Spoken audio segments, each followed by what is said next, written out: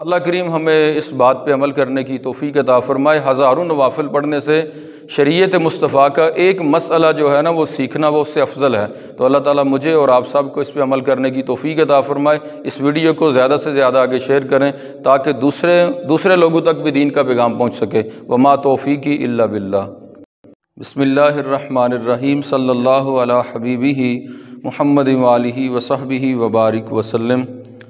آج ہم آپ کے سامنے سجدہ تلاوت کے مختصر مسائل اور سجدہ تلاوت کرنے کا طریقہ آپ کے سامنے پیش کرنے کی سعادت حاصل کریں گے۔ آپ علم دین سیکھنے کی نیت سے اسے اچھے طریقے سے اچھے انداز سے سیکھیں اور پھر سیکھ کے اپنی ایک اچھا منصب سمجھتے ہوئے اسے دوسروں تک بھی پہنچائیں۔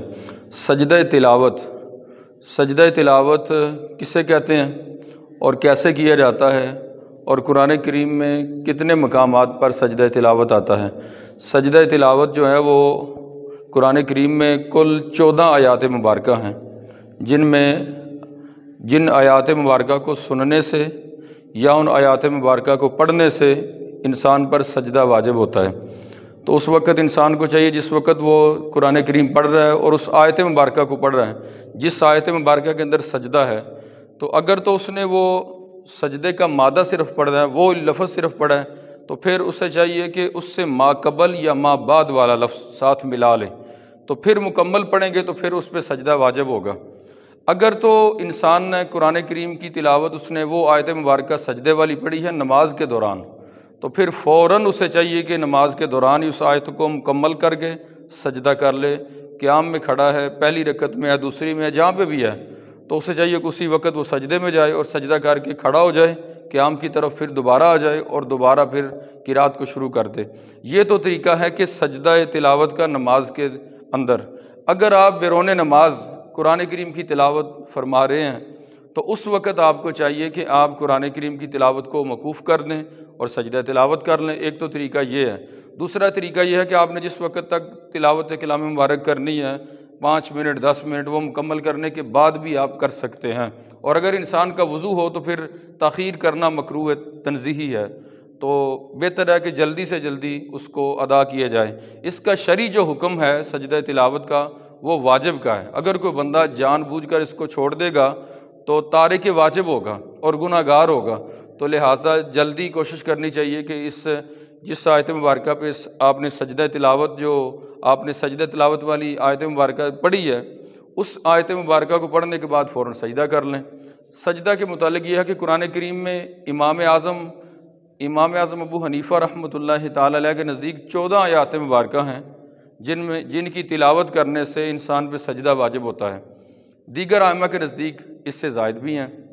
تو سیدنا امام اعظم ابو حنیفہ رحمۃ اللہ علیہ کے ہم مقلد ہیں، تو 14 آیات مبارکہ جو کہ پہلے 8 جو پارے ہیں ان میں کوئی سجدہ نہیں ہے، 9ویں پارے سے یہ سجدہ تلاوت والا سلسلہ شروع ہوتا ہے۔ تو آپ کی خدمت میں گزارش ہے، ایک مسئلہ آپ یہ بھی یاد رکھیں، جو بچے قرآن کریم حفظ کرتے ہیں طلباء مدارس میں، تو جب وہ استاد محترم کے پاس سبق پڑھتے ہیں اور منزل یاد کرتے ہیں قرآن کریم حفظ کرنے کے دوران، ایک آیت کو اگر وہ 100 بار بھی پڑھتے ہیں نا ایک جگہ پہ بیٹھ کے، تو سجدہ انہوں نے ایک ہی کرنا ہے۔ اگر وہ اٹھ کے دوسری جگہ چلے جاتے ہیں، وہ مجلس برخاست ہو جاتی ہے، دوسری جگہ پہ چلے جاتے ہیں، تو پھر انہوں نے دوسری بار سجدہ کرنا ہے۔ اگر کوئی استاد محترم اس آیت مبارکہ کو 100 دفعہ سنتے ہیں شاگرد سے ایک ہی مجلس میں، تو اس استاد محترم پہ ایک ہی سجدہ واجب ہوگا اور طالب علم پہ بھی ایک ہی سجدہ واجب ہوگا۔ اگر مجلس بدل جائے گی تو پھر یہ حکم ہوگا کہ دوسری مجلس میں جا کے دوسری جگہ پہ بیٹھ کے اگر آپ پڑھیں گے تو پھر آپ پہ دوسرا سجدہ جو ہے وہ واجب ہوگا۔ تو ایک آپ اس موقع پہ یہ بھی بات یاد رکھیں، یہ مشکلات کو حل کرنے کا ایک ذریعہ بھی ہے، بہار شریعت میں موجود ہے کہ جو بندہ کسی مشکل میں پھنس جائے، اس کو کوئی مشکل درپیش ہو، تو وہ قرآن کریم کی وہ آیات مبارکہ 14 آیات مبارکہ جو کہ جن میں اللہ کریم جل شانہ نے جن کو پڑھنے سے انسان پہ سجدہ واجب کیا ہے، ان آیات مبارکہ کی تلاوت کریں اور سجدہ کریں۔ ایک آیت پڑھ لے سجدہ کر لے، دوسری پڑھ لے پھر سجدہ کر لے، تیسری پڑھ لے سجدہ کر لے، یا 14 اکٹھی آیات مبارکہ تلاوت کرنے کے بعد 14 سجدے اکٹھے کر لے، تو اس کی برکت سے اللہ تعالیٰ اس کی مشکل کو آسان فرما دے گا۔ تو آئیں ہم اب آپ کے سامنے وہ سجدہ تلاوت کا طریقہ پیش کرتے ہیں۔ سجدہ تلاوت جو بندہ کرتا ہے تو سجدہ کرنے سے قبل اور سجدہ کرنے کے بعد جو قیام ہے، جیسے میں اب کھڑا ہوں تو میں سجدہ کروں گا، تو یہ جو کھڑا ہو کے میں سجدے کی طرف جاؤں گا نا، یہ قیام جو ہے نا یہ مستحب ہے، اور سجدہ کرنے کے بعد جب میں کھڑا ہوں گا تو وہ بھی جو قیام ہے وہ بھی مستحب ہے، یعنی کریں گے تو ثواب ہے، نہ کریں گے تو گناہ نہیں ہے۔ تو اگر انسان بیٹھا ہی تلاوت کر رہا ہے تو بیٹھے ہی وہ قرآن کریم کی تلاوت موقوف کر کے اسی وقت سجدہ کر کے پڑھنا شروع کر دے تو یہ بھی درست ہے۔ تو میں آپ کے سامنے سجدہ کرتا ہوں۔ اس جو سجدہ تلاوت ہے اس میں یہ اللہ اکبر کہنا ضروری نہیں، اس کو نہیں کہنا چاہیے، سیدھے کھڑے ہو کے تو اللہ اکبر ایسے کہہ کے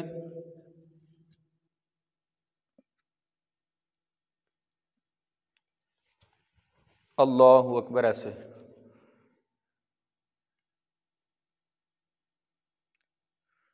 اگر آپ بیٹھ کر قرآن کریم کی تلاوت کر رہے ہیں تو کھڑا نہیں ہو سکتے یا کھڑا نہیں ہونا چاہتے تو اس میں کوئی مذائقہ نہیں ہے، آپ بیٹھ کے بھی ایک ہی سجدہ آپ نے کرنا ہے، ایسے اللہ اکبر کہہ کے آپ سجدے میں چلے جائیں اور پھر سجدے سے سر اٹھا لیں، جاتے ہوئے بھی اللہ اکبر اور واپس آتے ہوئے بھی اللہ اکبر، بیٹھ کے بھی سجدہ ہو سکتا ہے۔ سجدے کے اول آخر جو ہم قیام کرتے ہیں وہ مستحب ہے۔